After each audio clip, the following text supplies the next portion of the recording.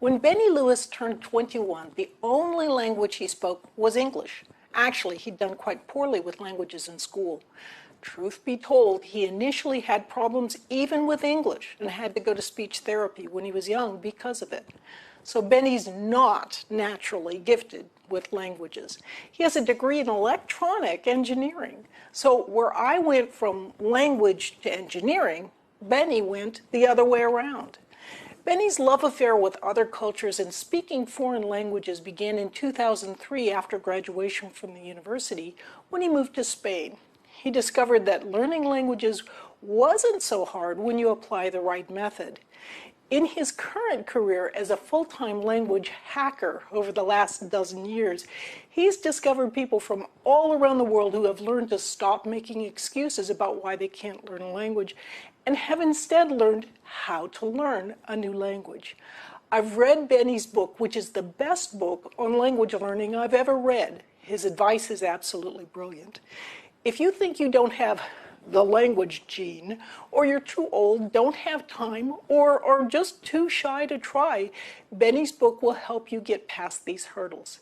So it's a pleasure to welcome here Benny Lewis.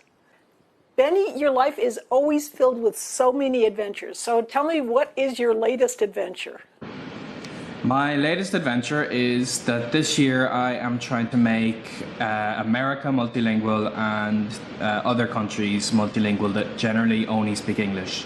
And I am currently about 1,000 or 2,000 miles into my 7,000 mile road trip across America.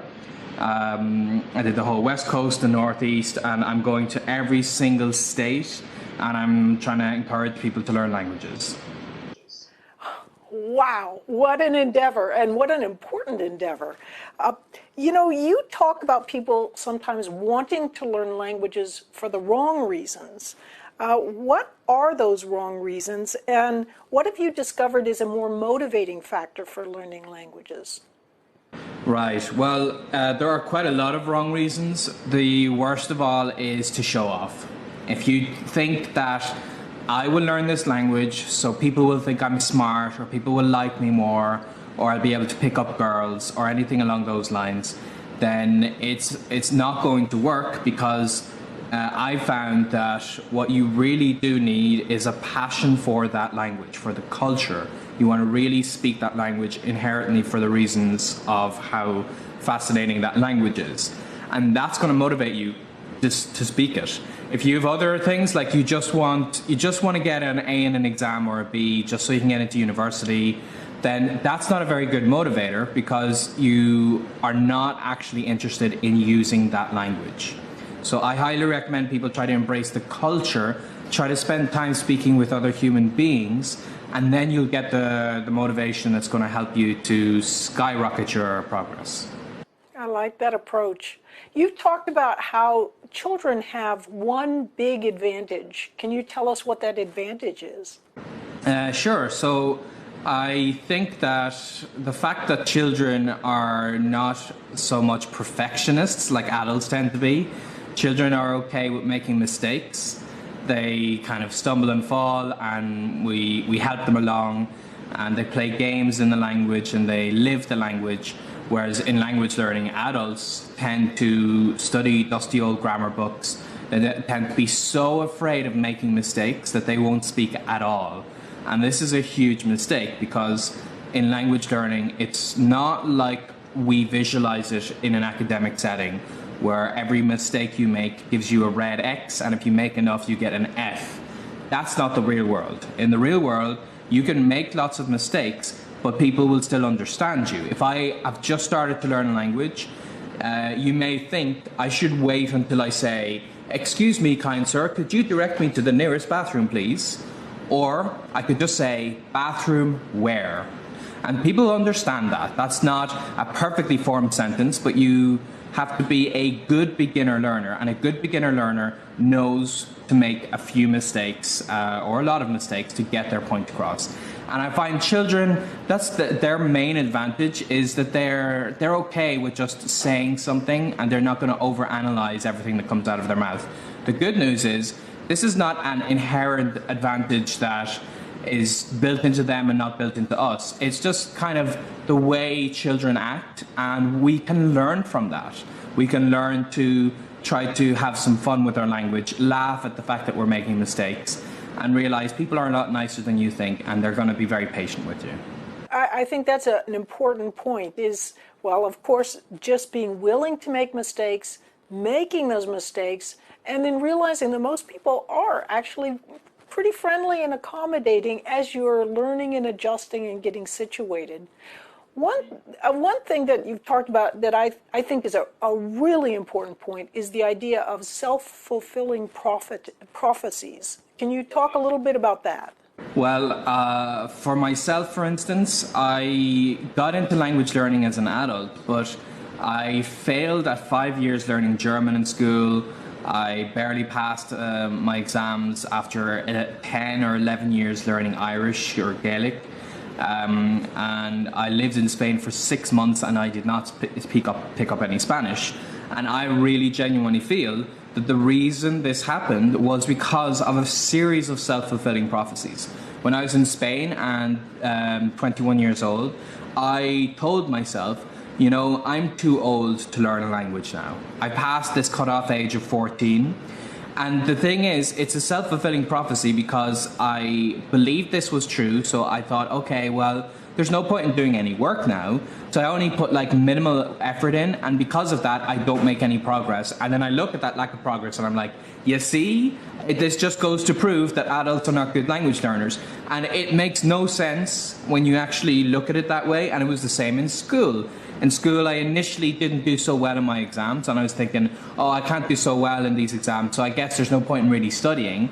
And then, of course, I did worse in my exams, and it was just a constant feedback loop. And like, there's a quote from Henry Ford that I like relevant to this. He says, whether you think you can or think you can't, you're right. And I think that's the case with self-fulfilling prophecies. People need to put these excuses aside that I don't have any time, you make the time. I'm too old, you're not too old. There are so many ways you can realize that none of these are real issues, that the actual reason you haven't learned the language is your devotion to these reasons. You say that successful language learners learn despite the challenges. What do you mean by that? So people have this idealized vision, you know, the grass is always greener on the other side. They see someone who successfully learned the language and they think to themselves, this person has had it easy. They must have had rich parents who paid for tuition their whole life. They must have just been blessed to have had the right DNA to give them the language learning gene. They must have had it so easy and just stumbled across native speakers and had a perfect situation. This is simply not the case. This is what we like to tell ourselves once again in our self-fulfilling prophecies. I don't have the ideal situation. I don't have good luck in all of this, and the other person does. And in talking to a lot of language learners, I have found each one of them have their own challenges to go through. There are some really well-known language learners on YouTube who are very impressive in their language skills, but they're family people. They have a family to raise. They may be working 1 or 2 jobs. You know, it's not like they laze around with millions of dollars and just spend all day long learning languages. They have their own challenges. And I even came across a very inspirational story of a lady who's partially deaf and clinically blind at the same time, and she still managed to learn 5 languages. So this shows me that no matter what the setbacks people have, they find a way around them. And, you know, and you can say, oh, that guy has it easy because he can travel and I can't.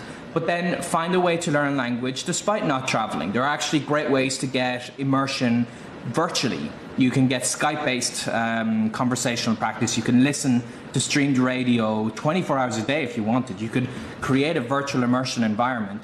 But any one of these things are issues that other people may have. You may have advantages that other successful language learners may not have had. You may be able to afford a private teacher.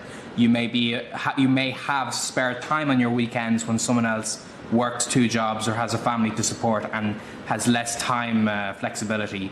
So every single person in the world has had challenges to go through, and it's just unrealistic to think, woe is me, I have this unfortunate situation no one else can understand. I guarantee you, no matter what your problem is, a successful language learner has had that, and if not more problems, and still managed to overcome them. People sometimes have a history of failure when they've tried to learn new languages. What do you say to someone who's failed when they're learning a new language? And have you ever felt like giving up in your language studies? I felt like giving up millions of times, even in my more experienced stages in learning a language.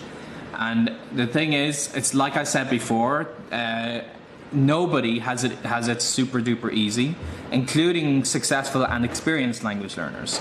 So at the very start, for instance, when I tried to learn Spanish, I tested out a lot of things that were huge failures. I spent 6 months trying to learn Spanish, and I got nowhere in that time.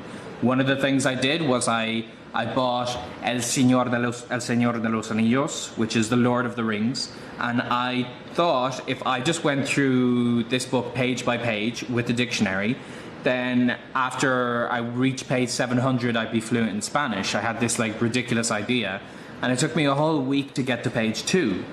So when I was at page 2, I was thinking to myself, it's going to take me a decade to read this book at this rate. And I was thinking, I'm just an idiot. I'm not destined to learn Spanish or any other language. And even like more recently, a couple of years ago, I was learning Mandarin, and I didn't find the Mandarin language itself to be so complicated. It's actually a lot more straightforward than you may think. But I was learning it in the country, which I actually do not recommend to people. I recommend you learn the language in advance via the internet, so that when you're in the country, you can experience the culture. I think it's kind of a bit of a waste to be in the country to be in study mode when you should be out enjoying it. But at the time, I was not doing that, and I found it very difficult to adjust to the cultural side of things, and that slowed me down dramatically in the language side of things. So no matter how experienced someone is, they're going to run into problems, they're going to get slowed down, and it's like anything. If at first you don't succeed, try again. And like a lot of people in language learning would reach a plateau as well. They may make a bit of progress and get stuck, and then they think, I'm broken, I'm not a good language learner. And I found that it's the exact opposite. People need to try different techniques. So my suggestion is that people get into speaking the language immediately. I give tips for people to speak from the very first day. And that may work for you, it may not work for you, but you try something out. And if you still say, after trying this out for a few weeks, I'm still not making any progress at all, then that doesn't mean you're not a good language learner. It means you're using a system that is not good for you. If you're studying a lot and you're not making progress, you may need to abandon a study-based approach and try to interact with the language a lot more. So that's what I'd suggest. I love these ideas and these approaches. I know they were very helpful for me with Russian. In this course, one of the things we talk about is the importance of pushing your attention very hard, for example, when you're using something like the Pomodoro technique, and then relaxing. You talk about something like that with your mini mission brain melting technique. Could you tell us a little about that? Right. Yeah, I'm actually a big fan of the Pomodoro technique as well. I've used that a lot during my intensive study days. So I definitely agree with that. I've tried to study all day, it doesn't work. You need little breaks. But then that also applies over the longer term. So when I was learning some languages intensively over a couple of months, then that's all my focus. I've given up TV, I've given up going to the cinema, going out and so on. And I find I reach a certain point where my brain just feels saturated and I can't really take in anymore. And it's unfortunate, but I try to study and it just goes in one ear out the other. So I applied this to the kind of medium term scale. And what I would do is I would study, like if I'm in an intensive learning period, so this is not people who are studying an hour a week, but people who are studying like 3 or 4 or more hours a day, so you're putting every spare second you have into it, then I would be working hard for 5 or 6 days a week, and then I would take 1 day off. And I would just repeat that process, because if you do it consistently for too long, you may overexert yourself. So I find that I kind of apply this Pomodoro technique in over several days. And then even bigger than that, I would repeat this process for 4 weeks. And then at the end, once a month, I would take the whole weekend off. So it's weird. You would think, oh, I just have to study intensively. And once again, this is not something necessarily true for everybody, but I found that my limit is about 6 days of consistent study, and I need a little break, and then 3 or 4 weeks of consistent study, and I need a proper longer break. Well, boring into some of the specific details of how you learn, you mentioned that rote rehearsal, just repeating a word over and over again, for example, is not a good way to remember it. What's a better way? It's not a good way to remember it, but it kind of works a little bit. I mean, repetition is part of learning any language, but the catch is I see rote repetition as very asymmetrical. So, for instance, when I was learning German, then I saw that the word for table is Tisch. So I just said to myself, Tisch, table, Tisch, table, Tisch, table, Tisch, table, whatever it was, 100 times or 1,000 times. And it kind of works such that when I was reading German and I saw the word Tisch, I was like, table, because I kind of had that repetitive association. And if I heard it spoken, I would remember it. But there's a huge downside, is it doesn't work symmetrically. It doesn't work the other way. If you want to say the word table in German, you don't have anything that latches you to that. You just have the Tisch kind of association.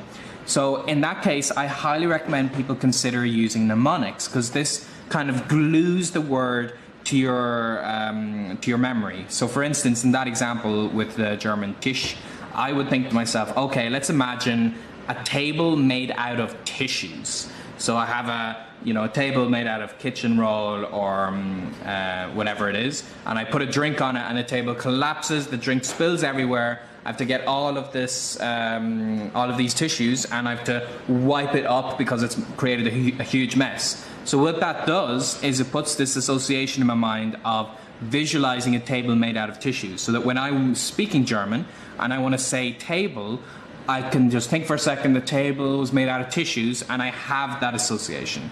So you have a link that connects the word you want to the word you want to say to the translation. Now the thing is, you don't need to do this forever, because you only need the association a couple of times, and then the word just becomes a natural part of you. So there's a great website, memrise.com, MEMRISE, and this has people voting up their favorite mnemonics.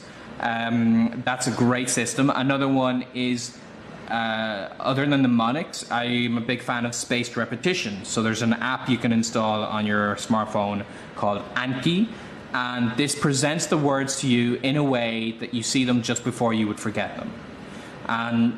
And it's another problem with memorizing a big list, is you may see a word that's important to you, but you may not see it again for a very long time, and you may see the simple words over and over again.